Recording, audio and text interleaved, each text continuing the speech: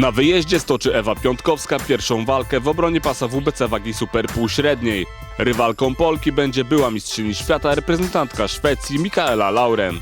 Lauren w przeszłości dzierżyła pas należący od września do Piątkowskiej.